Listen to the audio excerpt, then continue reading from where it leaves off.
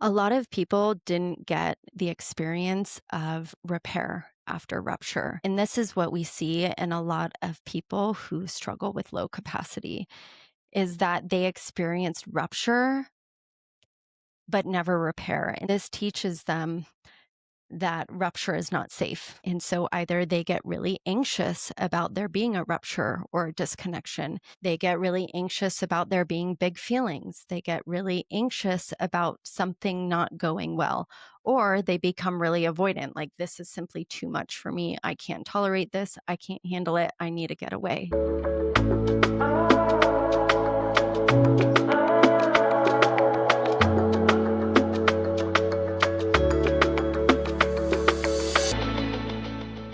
Welcome to the True Northing podcast. Allison here, joining you for a solo episode. Our dear Kristen is up in the mountains enjoying some nice, quiet nature time.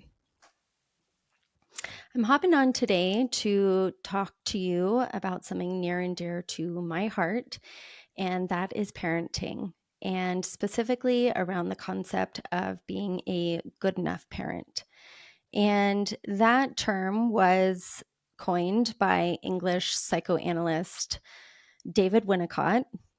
And I believe it started out as the term the good enough mother. And essentially, in his research, he found that it wasn't the perfect parent that raised healthy children, it was the good enough parent. And the good enough parent is attuned, connected, reliable, regulated most of the time, but not all of the time. A lot of well-meaning parents are striving for perfectionism in parenting, thinking that if they can just avoid making any mistakes, exposing their children to any kind of difficulty or challenge or conflict, that is the most ideal situation for their upbringing. But the reality is that perfect parenting often, well, not perfect parenting, parents that are trying to be perfect parents often end up raising children who have more anxiety and depression than children who were raised by parents that got it right just enough of the time. So we're going to talk through that today, talk about, well, what makes a good enough parent? How do you handle when you go through moments that are less than ideal and what that does for children? The perfect parent is striving to never expose their children to any sort of difficulty and often can feel a lot of guilt when they don't succeed at that. And I don't say if they don't succeed at that, I say when, because we all have moments of stress, overwhelm, acting in ways that are not our best.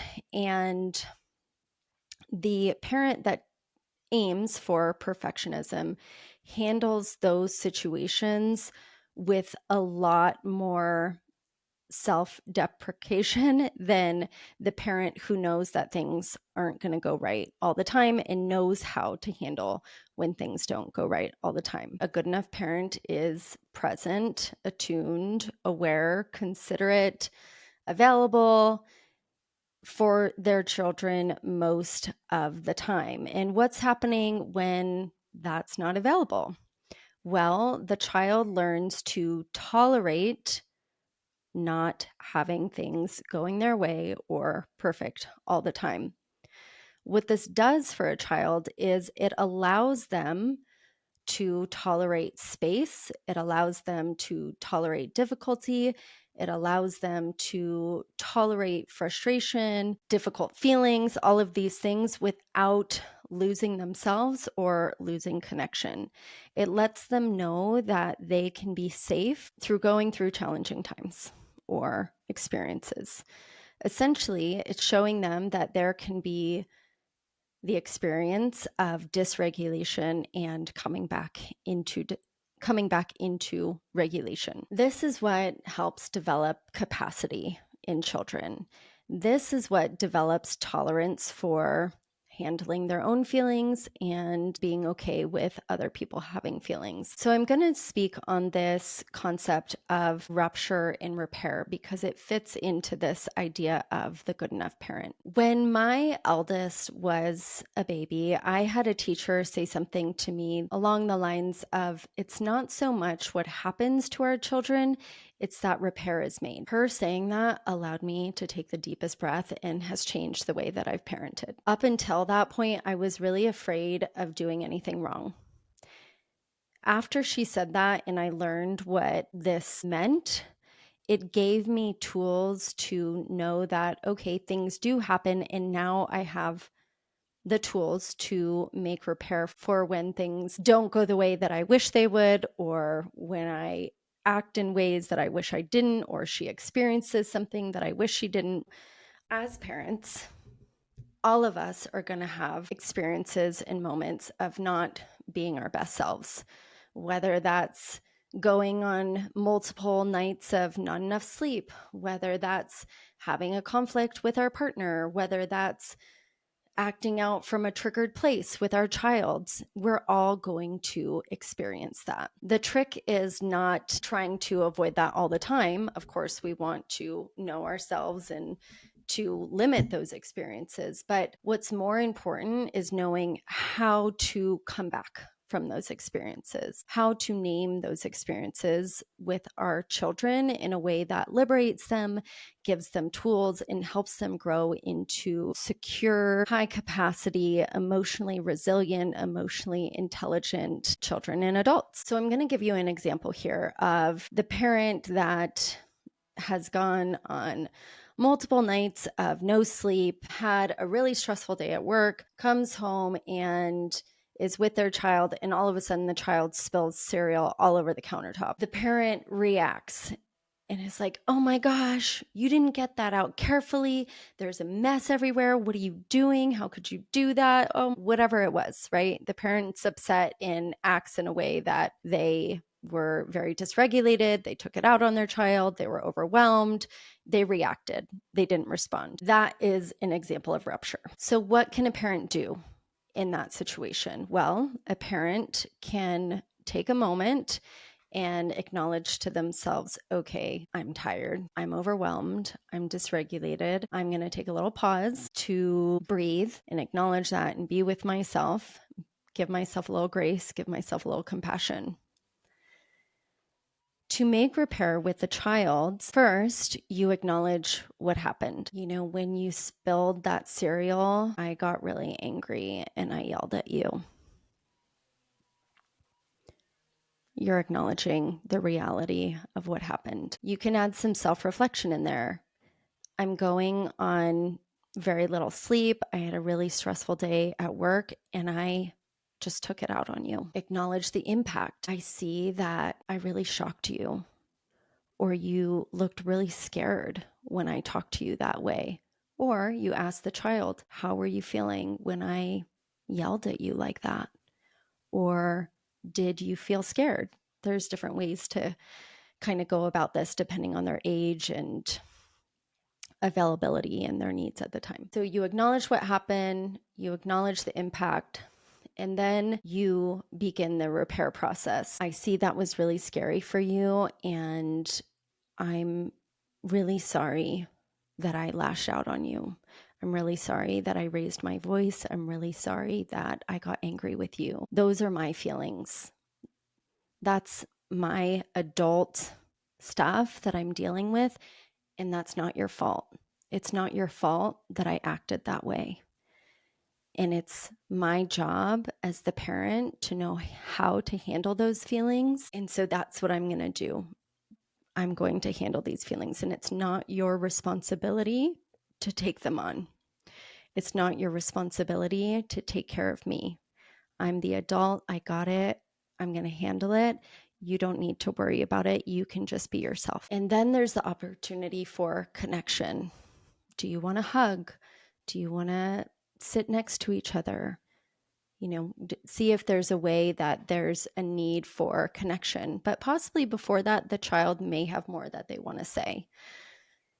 I notice that you're always getting angry after work, or whenever I make a mistake, I feel like you're disappointed in me. They might have different things that they need to share, different feelings that might come up for them. They might not feel all the way relieved by your acknowledgement. And actually, a lot of the times, your acknowledgement brings up more feelings. I'm remembering the work of Susan Stiffelman in this moment, who teaches that basically when you start to acknowledge a child's feelings, the feelings become bigger before they resolve. And so you support your child through whatever emotional experience or response that they're having that basically is showing their nervous system doing its own job of coming into completion and regulation for themselves, and you staying in connection and support while that's happening. This rupture in repair piece teaches our children that they can be safe going through dysregulation, disconnection, conflict,